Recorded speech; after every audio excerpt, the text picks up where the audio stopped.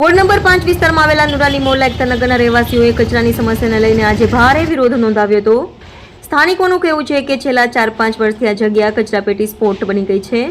જ્યારે પણ તંત્રને ફરિયાદ કરીએ ત્યારે માત્ર તાત્કાલિક સફાઈ કરવામાં આવે છે, પરંતુ કચરાપેટી હટાવવાની મુખ્ય માંગ હજુ પણ બાકી છે। રહેવાસીઓએ જણાવ્યું છે કે કચરાના કારણે ગાયો ભેગા થાય છે, અકસ્માત થાય છે, વાહનજનિત નુકસાન તેમજ ગંભીર ઇજાઓ સર્જાય છે, સાથે સાથે બીમારી અને રોગચાળાનો ભય પણ છે। તમે ક્યાં આવ્યા છે અને શું સમસ્યા લઈને આવ્યા છો? વોર્ડ નંબર 5 માં આવેલા છે। અમારા તો કચરાપેટી છે અને બહુ જ વાસ મારે છે। છોકરાઓને કમરા ને બધું થઈ જાય છે, બધા જ મહેલાના બીમાર છે ને અમને કચરાપેટી થઈ જોઈતી નથી ને એનો નિકાલ અમને જોઈએ।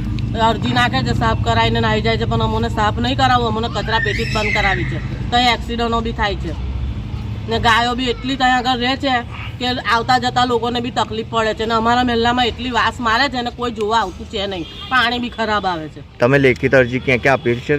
કઈ એ તો 6 જગ્યાએ આપેલી છે, તે ત્યાંથી કોઈ અધિકારી કે કોઈ જોવા આવ્યું છે? કશું કોઈ આવતું છે નથી। જે આ સમસ્યા છે કયા વિસ્તારની છે? એ નુરાની મલ્લા એકતાનગર શ્યાજી પાર્કની।